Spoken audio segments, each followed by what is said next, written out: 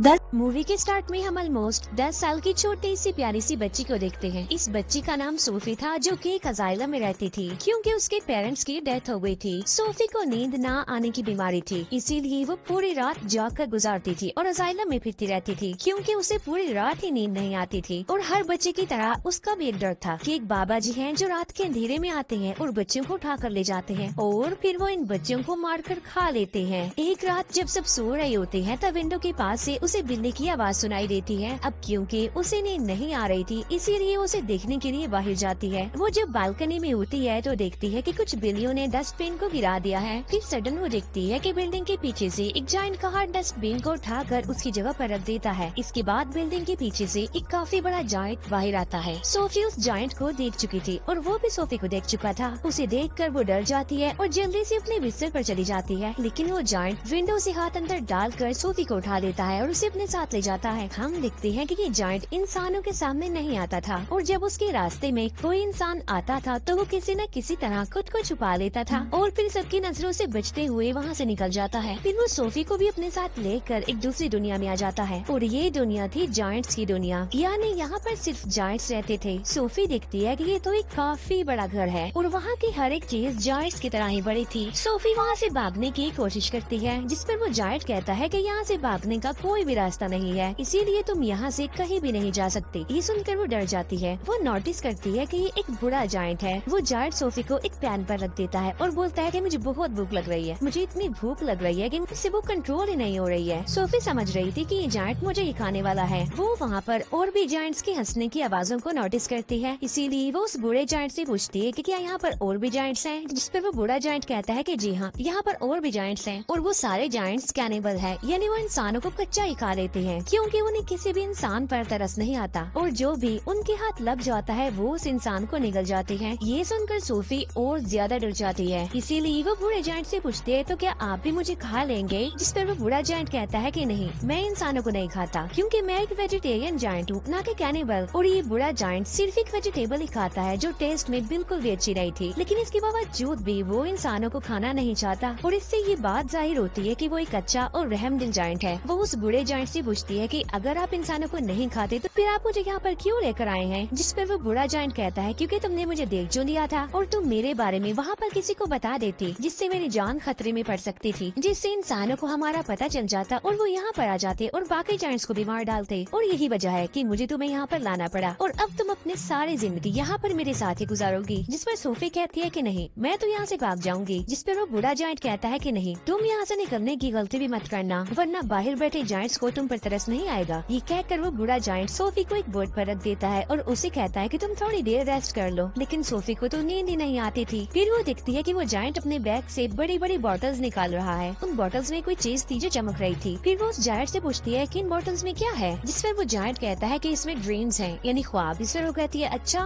फिर तो ये मेरे किसी काम के नहीं है क्योंकि मुझे तो ड्रीम्स आते ही नहीं है और मुझे ड्रीम्स आएंगे भी कैसे क्योंकि मुझे तो नींद ही नहीं आती। फिर ये जायंट वो वाली बुक पढ़ने लगता है जो सोफी के पास थी। इस बुक में बहुत सारी कहानियाँ लिखी हुई थी। बुरा जायंट उन कहानियों को पढ़ने लगता है जिस पर सोफी को नींद आ जाती है। इसके बाद वो बुरा जायंट एक बोतल देता है और उसमें से ड्रीम बाहर निकालता है। इतनी ही देर में सोफी की आंख खुल जाती है और वो देखती है कि वो बुरा जायंट अभी सो रहा है, इसीलिए वो मौके का फायदा उठाकर उस घर से बाहर निकल जाती है और वहाँ से भागने की कोशिश करती है, लेकिन तभी उसे एक काफी बड़ा जायंट पकड़ लेता है और ये सच में उस बुरे जायंट की निस्बत काफी बड़ा जायंट था। सोफी उस जायंट को कहती है कि प्लीज मुझे यहाँ से जाने दो, लेकिन वो जायंट सोफी की एक नहीं सुनता और वो उसे निगल जाता है। इसकी फौरन बाद सोफी की आंख खुल जाती है। इसका मतलब ये था कि सोफी ड्रीम देख रही थी। जागने के बाद वो उस बुरे जायंट से पूछती है कि मुझे पता है ये आपने किया है ना, क्योंकि ना तो मुझे नींद आती है और ना ही मुझे ड्रीम्स आते हैं, लेकिन आपने ये जो मुझे ड्रीम दिखाया है ये तो बहुत डरावना था। जिससे वो जायंट कहता है कि मुझे ऐसा करना पड़ा और मैंने ऐसा इसीलिए किया है ताकि मैं तुम्हें ये बता सकूं कि बाहर तुम्हारे लिए कितना खतरा है, इसी वजह से तुम्हारे लिए बेटर होगा कि तुम यहीं पर ही रहो। बूढ़ा जायंट सोफी को समझाता है कि यहाँ पर जो जायंट्स है ना वो मुझसे साइज में काफी बड़े हैं और मैं तो उन जायंट्स के सामने कुछ भी नहीं हूँ क्योंकि मैं छोटा सा जायंट हूँ और बूढ़ा भी हूँ। अभी वो लोग बातें कर ही रही थी कि तभी वहाँ पर एक काफी बड़ा जायंट अंदर आ जाता है और वाकई ये उस बूढ़े जायंट की निस्बत काफी काफी बड़ा था। वो जायंट आते ही बूढ़े जायंट से पूछता है कि बताओ तुम किससे बात कर रहे थे बोने। अब यहाँ पर सारे जायंट्स बूढ़े जायंट को बोना कहते थे क्योंकि वो साइज में सबसे ही छोटा था। बूढ़ा जायंट जवाब देता है कि नहीं तो मैं तो किसी से बात नहीं कर रहा था। इसी दौरान सोफी भी कहीं पर छुप जाती है। इस बड़े जायंट के हाथ पर चोट लगी थी, इसीलिए वो पट्टी करवाने के लिए बूढ़े जायंट के पास आया था। अब क्योंकि वो जायंट कैनिबल था, इसी वजह से उसे उस घर में से इंसान की खुशबू आती है, इसीलिए वो वहाँ पर पड़ी हर एक चीज को देखने लगता है। तभी सोफी उस सब्जी के अंदर चली जाती है जो वो बूढ़ा जायंट खाता था, और जब वो जायंट उस सब्जी को स्मेल करता है तो उसे उसमें से इंसान की खुशबू आती है। आज से पहले इस जायंट ने कभी भी ये सब्जी नहीं खाई थी, लेकिन आज उसे इस वेजिटेबल में से अच्छी खुशबू आ रही थी, इंसान की खुशबू आ रही थी, क्योंकि उसमें सोफी जो थी, इसीलिए वो जायंट उसे खाने लगता है। ये देखकर वो बूढ़ा जायंट कहता है कि रुको, तुम ये नहीं खा सकते, क्या तुम भूल गई हो कि तुम वेजिटेबल्स नहीं खाते। जिस पर वो जायंट कहता है कि हाँ, मैं ये बात कैसे भूल गया कि मैं तो सब्जियां खाता ही नहीं हूँ। इसीलिए वो सब्जी को फेंक देता है और सोफी की जान बच जाती है। इसके बाद वो जायंट वहाँ से चला जाता है। फिर उस बूढ़े जायंट को कहीं पर जाना था और सोफी उससे पूछती है कि आप कहाँ पर जा रहे हैं, जिस पर वो बूढ़ा जायंट कहता है कि मैं किसी जरूरी काम से जा रहा हूँ। वो पूछती है कि कौन सा जरूरी काम, लेकिन वो उसे कुछ भी नहीं बताता। फिर वो सोफी के काफी फोर्स करने पर उसे बता ही देता है कि मैं ड्रीम्स को पकड़ने जा रहा हूँ। फिर सोफी उसे काफी कहती है कि मुझे भी अपने साथ लेकर जाइए, लेकिन वो उसे अपने साथ नहीं ले जाना चाहता था, क्योंकि बाहर जो जायंट सो रहे थे, अगर वो जा गए, उन्होंने सोफी को देख लिया तो बहुत बुरा होगा। इसी वजह से वो किसी भी किस्म का रिस्क नहीं लेना चाहता था, लेकिन सोफी उसे काफी इंसिस्ट करती है, इसीलिए वो उसे अपने साथ ले जाने के लिए एग्री हो जाता है। जब वो बाहर आते हैं तो देखते हैं कि वो सारे जायंट्स गहरी नींद सो रहे हैं, इसीलिए ये दोनों उनके बीच से ही गुजरना चाहते थे, लेकिन इतनी ही देर में उन सारे जायंट्स की आंख खुल जाती है और वो बूढ़े जायंट को परेशान करने लग जाते हैं कि बोने तुम कहाँ पर जा रहे हो। जिस पर वो कहता है कि मैं तो अपने काम पर जा रहा हूँ। जिस पर वो जायंट्स कहते हैं कि हम नहीं चाहते कि तुम यहाँ से निकल कर बाहर जाओ, इंसानों की दुनिया में जाओ, क्योंकि अगर इंसानों को हमारे बारे में पता चल गया तो हमारी जान खतरे में पड़ जाएगी। वो सारे जायंट्स बूढ़े जायंट को बहुत ज्यादा तंग करते हैं और तभी मौके का फायदा उठाकर सोफी एक गाड़ी में छुप जाती है। लेकिन तभी बूढ़ा जायंट आसमान की तरफ इशारा करके कहता है कि वो देखो। सब देखते हैं कि आसमान पर बादल बने हैं और बारिश होने वाली है। असल में उन सारे जायंट्स को पानी से डर लगता था, क्योंकि उन्हें वाटर फोबिया था और खूबसूरत ट्री था। बूढ़ा जायंट पानी में कूद जाता है और उनके साथ सोफी भी कूद जाती है। दोनों फिर लेक के दूसरे किनारे पर पहुंच जाते हैं और ये होती है ड्रीम्स की दुनिया, क्योंकि ड्रीम्स उस ट्री से यहाँ पर कटरों की तरह गिरते हैं और बूढ़ा जायंट इन्हें पकड़ने के लिए ही यहाँ पर आता है। फिर वो दोनों मिलकर बहुत सारे ड्रीम्स पकड़ लेते हैं। इन ख्वाबों में अच्छे और बुरे दोनों ड्रीम्स ही थे। इन ड्रीम्स को पकड़कर फिर ये लोग वापस जाने लगते हैं। ये दोनों अब एक दूसरे के काफी अच्छे फ्रेंड बन गए थे और एक दूसरे के साथ काफी खुश थे। बूढ़ा जायंट उसे अपनी दुख भरी कहानी भी सुनाता है कि यहाँ पर सारे जायंट्स मुझे बोना कहते हैं, लेकिन फिर वो एक बात सोचकर खुश हो जाता है कि मुझे यहाँ पर कोई ऐसा भी मिला था जो मुझे बिग फ्रेंडली जायंट कहता था।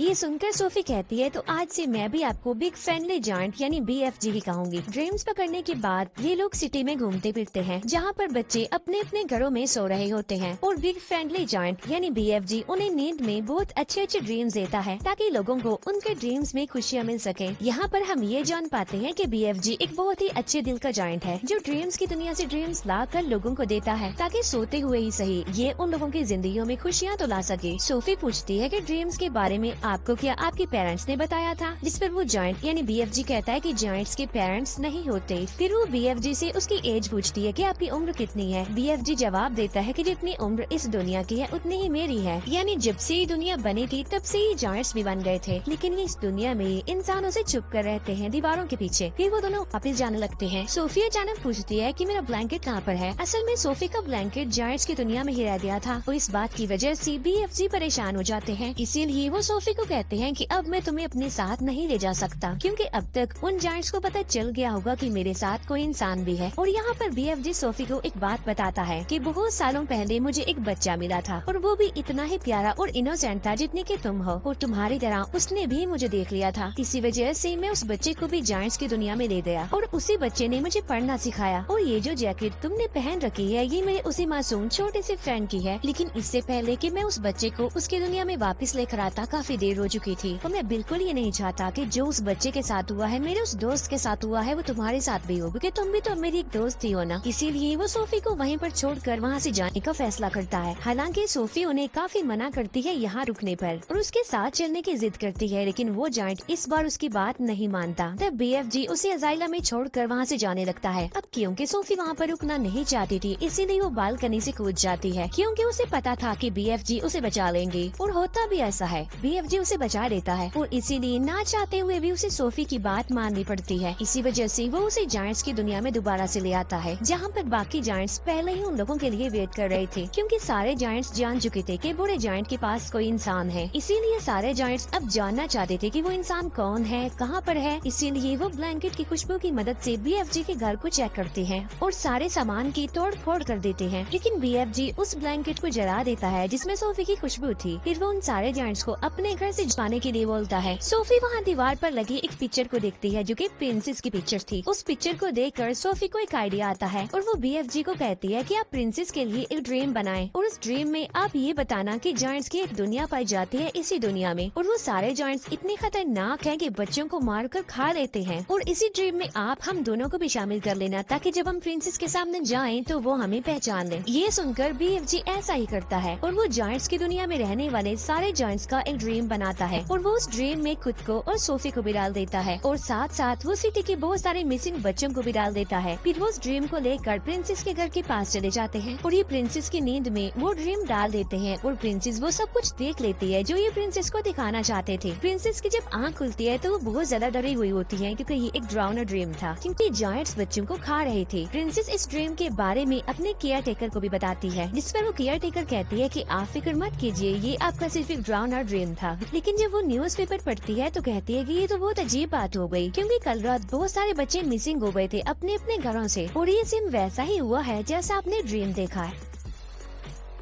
तभी प्रिंसेस कहती है कि पर्दे हटाओ और पर्दे हटाते ही विंडो पर सोफी खड़ी हुई थी। असल में ये चीज भी उन्होंने ड्रीम में डाल दी थी और उसमें BFG को भी डाल दिया था। तब सोफी उन्हें BFG के बारे में बताती है और साथ साथ वो प्रिंसेस से प्रॉमिस भी लेती है कि आप मुझसे वादा करेंगे आप BFG को कोई नुकसान नहीं पहुंचाएंगी। तब BFG प्रिंसेस उनकी हेल्प करने के लिए तैयार से उनके सामने झुक जाता है। तब प्रिंसेस भी अपने प्रॉमिस को पूरा करती है। अच्छा, यहाँ पर जायंट्स की ना एक फनी बात भी थी कि वो किसी भी वर्ड को ठीक से नहीं बोलते थे, इसीलिए वो महारानी को मर्जानी कहता था। BFG इंसान को इंसान कहता था और ऐसे ही उल्टे सीधे लफ्ज बोलते थे। इसके बाद प्रिंसेस उनका अच्छे से वेलकम करती है और उन्हें एक काफी अच्छी दावत देती है। फिर ये लोग सारी बात प्रिंसेस को बता देते हैं कि जायंट्स की दुनिया में 9 बड़े बड़े जायंट्स ऐसे हैं जो इंसानों और बच्चों को पकड़कर खा लेते हैं। इसीलिए प्रिंसेस उनकी हेल्प करने के लिए तैयार हो जाती है और अपनी एक पूरी आर्मी तैयार कर लेती है, जो कि BFG की मदद से अपने हेलीकॉप्टर्स में बैठकर जायंट्स की दुनिया के लिए निकल जाते हैं। अब इन्होंने यहाँ पर एक प्रॉपर प्लान बनाया हुआ था, इसीलिए वो प्लान के मुताबिक एक जगह पर रुक जाते हैं, क्योंकि ये पूरी तैयारी के साथ उन पर अटैक करने के लिए आए थे। प्लान ये था कि BFG एक ड्रीम बनाएंगे और उस ड्रीम में BFG इन जायंट्स के लिए शर्मिंदगी और पछतावा डालेंगे उनके बुरे कामों के लिए जो उन्होंने किए थे, और BFG ऐसा ड्रीम बना भी लेता है। लेकिन जैसे ही BFG ड्रीम्स को उन जायंट्स में डालने के लिए जाता है तब उन्हें याद आता है कि ड्रीम डालने वाली चीज तो मैं प्रिंसेस के महल में ही छोड़ आया हूँ और उस चीज के बगैर ऐसा करना रिस्की था क्योंकि उन जायंट्स के पास जाना था। लेकिन सोफी हिम्मत करके उस ड्रीम वाले जार को उस जगह पर लेकर चली जाती है जहाँ पर वो जायंट्स सो रहे थे। लेकिन इससे पहले कि सोफी उस जार को तोड़ पाती उन जायंट्स का लीडर उठ जाता है और वो जैसे ही सोफी को पकड़ने वाला होता है सोफी उस जार को तोड़ देती है और ये ड्रीम उन जायंट्स की नींद में चला जाता है जो भी सो रहे थे। और जब वो जायंट्स जागते हैं तो उन्हें अपने बुरे काम पर शर्मिंदगी होती है। लेकिन जो जायंट्स का लीडर था वो तो जाग रहा था, इसीलिए उसे कोई भी पछतावा और शर्मिंदगी नहीं होती और इसीलिए वो सोफी पर अटैक कर देता है। लेकिन तभी BFG उस जायंट के सामने आ जाते हैं। अब क्योंकि BFG बहुत छोटे थे इसीलिए वो जायंट उन्हें अपने हाथ में उठा लेता है। लेकिन जैसे ही वो BFG को मारने लगता है प्रिंसेस की पूरी आर्मी हेलीकॉप्टर्स के साथ वहाँ पर आ जाती है और वो लोग सारे जायंट्स को पकड़कर अपने साथ ले जाते हैं और उन्हें समंदर के बीच में एक आइलैंड पर छोड़ दिया जाता है। अब क्योंकि इनकी चारों तरफ पानी था और ये तो पानी से डरते थे इसीलिए वो वहाँ से भाग नहीं सकते थे और इसीलिए अभी हमेशा के लिए यहाँ पर फंस गए हैं। प्रिंसेस उन जायंट्स के लिए वहाँ पर सब्जी के बीज भी फेंक देती है ताकि ये जायंट्स उन बीजों की मदद से वहाँ पर सब्जी उगाएं।